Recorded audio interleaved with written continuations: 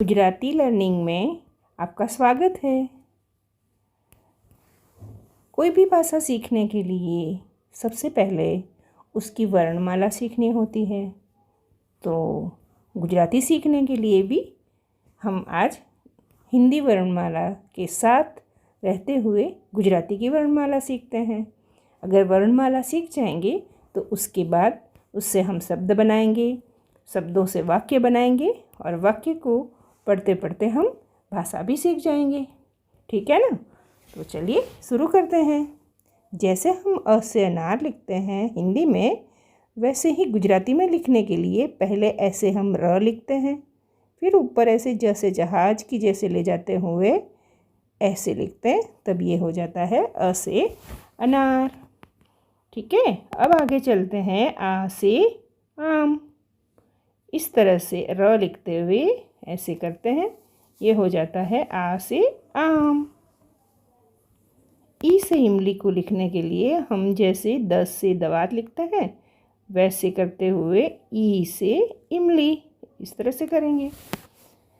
अब बड़ी ई लिखने के लिए जैसे हम ये ई से ईख लिखते हैं, वैसे ही ऐसे करके थोड़ा सा नीचे करते हैं, तो ये हो जाता है बड़ी ई।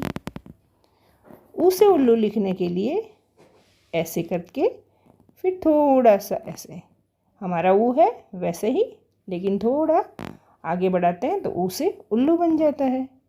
ऊ से ऊन लिखने के लिए ऐसे करते, फिर ये ऐसे, ये हो गया ऊ से ऊन। आगे चलते हैं री से ऋषि की ओर। जब हम हिंदी में री से ऋषि बोलते हैं, वैसे ही गुजराती में रू से रू बोलते हैं, ऋषि बोलते हैं, लेकिन लिखने का तरीका वही यही। अब चलते हैं ए से एकतारा की ओर। ये ए से एकतारा में जैसे हमने अ लिखा था, वैसे ही लिख के ऊपर मात्रा कर दी, ये हो गई ए से एकतारा। आगे चलते हैं ऐ से ऐनक। ये 2 मात्राएं कर दी, ऐ से ऐनक हो गया। ओ से ओखली लिखने के लिए वही हमारा अ, और ये हो गया ओ से ओखली।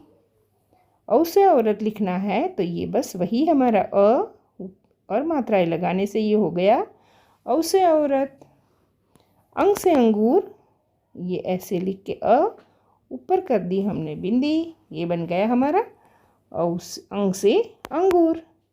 अब आया हमारा अंतिम अक्षर अह। है ना आसान? बस हम इसी तरह सारी वर्णमाला लिख सकते हैं।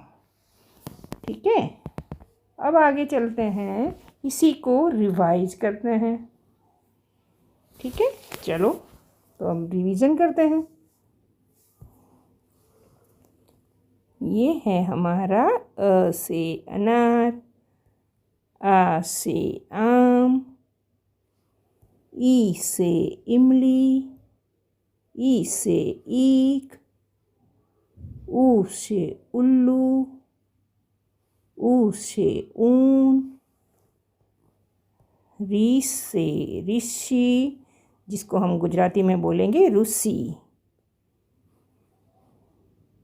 ए से एडी, ऐ से ऐनक, ओ से ओखली, औ से औरत,